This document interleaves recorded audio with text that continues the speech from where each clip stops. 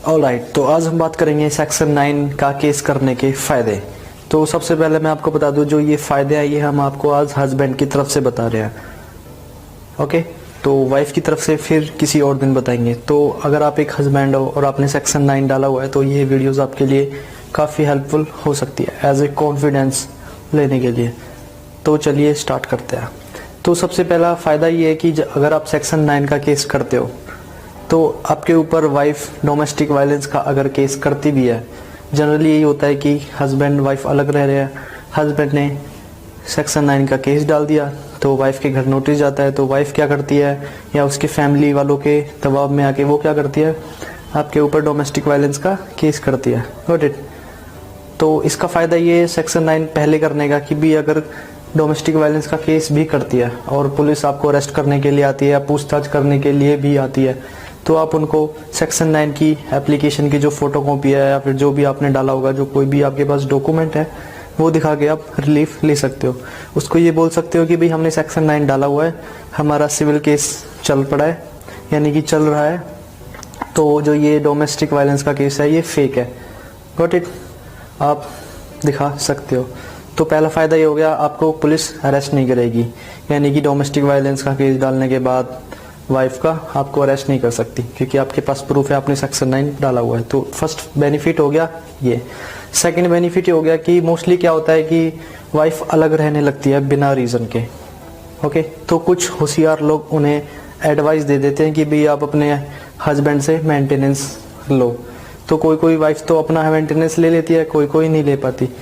तो अगर आपने सेक्शन 9 की एप्लीकेशन डाली हुई है और वाइफ आपके ऊपर मेंटेनेंस का क्लेम करती है, तो आप उसके मेंटेनेंस के होता क्या, अगर उसने मेंटेनेंस का क्लेम किया होगा तो आपके पास एक नोटिस आया होगा, तो उस नोटिस का आपने रिप्लाई बनवाना है कि भाई हमने सेक्शन 9 डाला हुआ है, अगर मेरे साथ रहने के लिए तैयार है तो मैं मेंटेनेंस भी दूंगा, लेकिन अगर मेरे से दूर रहेगी तो मैं आपको मेंटेनेंस नहीं दूंगा बिकॉज हमने सेक्शन 9 डाला है, क्योंकि हमें वाइफ वापस चाहिए। So moving on the third benefit. तो थर्ड बेनिफिट ये होता है, कभी कभी क्या होता है हम सेक्शन 9 का केस करते हैं, ओके, तो वाइफ पहली डेट पे भी नहीं आती, थर्ड पे भी नहीं आती, फर्स्ट पे जो भी है नहीं आती।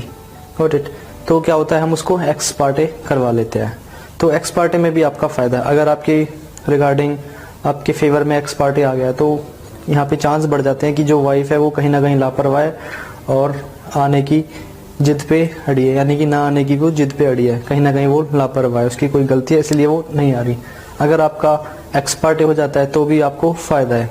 So moving on the next point. तो कभी कभी क्या होता है कि हस्बैंड ने वाइफ के खिलाफ सेक्शन 9 की एप्लीकेशन डाली और वाइफ भी पेश हुई, हस्बैंड भी पेश हुआ, सारा कुछ हुआ और जो डिक्री है वो हस्बैंड के फेवर में आ जाती है, यानी कि हस्बैंड को कोर्ट बोल देता है कि आपके पास ही रहेगी वाइफ, यानी कि वाइफ को बोल देता है कि भाई आपको अपने हस्बैंड के पास रहना पड़ेगा। तो ऐसे में भी आपको फ़ायदा है। अगर आपकी वाइफ डिग्री पास होने के बाद भी नहीं आती है तो आपका फ़ायदा है। आपका फ़ायदा ये है कि आप कंटेम्प्ट ऑफ कोर्ट की एप्लीकेशन लगा सकते हो कि यानी कि वाइफ ने कोर्ट की बात नहीं मानी, क्योंकि कोर्ट ने बोला है कि अपनी हस्बैंड के साथ रहो, अब उसके बाद भी वो वापस नहीं रह रही है, तो आप एप्लीकेशन लगा सकते हो कंटेम्प्ट ऑफ कोर्ट की। तो ये भी आपको फ़ायदा ही पहुँचाने वाला है। और नेक्स्ट फ़ायदा ये है कि सेक्शन 9 आप डालो, आए तो भी ठीक, ना आए तो भी ठीक, यानी कि आपने अपना काम कर दिया, सेक्शन 9 डाल दिया, कल को कोई केस होता है आपको ये काफ़ी हद तक बचा सकता है बिकॉज आपने सेक्शन 9 डाला है। वो बात अलग है वाइफ आए या ना आए, बट आप एक सेफ पर्सन हो जाते हो बिकॉज आपने अपनी ड्यूटी निभाई। अब कभी कभी को कोर्ट भी सोच लेता है भाई इसने सेक्शन 9 डाला है तो कहीं ना कहीं ये अपनी वाइफ को चाहता होगा, यानी कि वापस बुलाना चाहता होगा। सेक्शन 9 का फ़ायदा ये भी है, जो सेक्शन 9 होता है वो होता है वाइफ को वापस बुलाने के लिए, लेकिन इसके अपोजिट जो डाइवोर्स होता है वो क्या होता है, वो एक अलग प्रोसेस है, यानी कि सेपरेशन होने की कानूनी तौर से। तो कोर्ट भी चाहता है कि कोई भी फैमिली अलग अलग ना रहे, वो खुद चाहता है कि भी सारी फैमिली एक साथ रहे। इसका मैं आपको एग्जांपल देता हूँ। सपोज आप डाइवोर्स का केस डालोगे तो आपको 6 महीने की डेट कोर्ट वैसे ही देगा कि भाई आप 6 महीने तक सोच लो एक बार और, ओके, एक बार और सोचने का टाइम देगा। अब 6 महीने कितने टाइम पीरियड होता है ये आप भी जानते हो भली भांति, ओके, तो 6 महीने का टाइम तो आपको वैसे ही देगा, उसके बाद वो प्रोसीडिंग स्टार्ट करेगा। अब सेक्शन 9 में क्या है, आपके महीने में नोटिस चला जाता है, उसके बाद डेट स्टार्ट हो जाती है, तो कोर्ट भी चाहता है कि हस्बैंड वाइफ एक साथ रहें। तो ये थे कुछ बेनिफिट्स ऑफ सेक्शन 9 करने के। तो सेक्शन 9 करने के काफ़ी फ़ायदे हैं, आप डरो ना, ये छोटा सा केस होता है, सिविल केस होता है और कोई डरने की ज़रूरत नहीं है। पुलिस का कोई रोल नहीं होता, हस्बैंड वाइफ के बीच में होता है, पार्टी हस्बैंड वाइफ होते हैं। सपोज कोई पर्सन है ए और उसकी वाइफ बी है, तो ए वर्सेस बी होता है, कोई स्टेट का रोल नहीं होता, कोई कुछ रोल नहीं होता, कोई फैमिली का रोल नहीं होता। So I hope it is clear the benefits of section 9।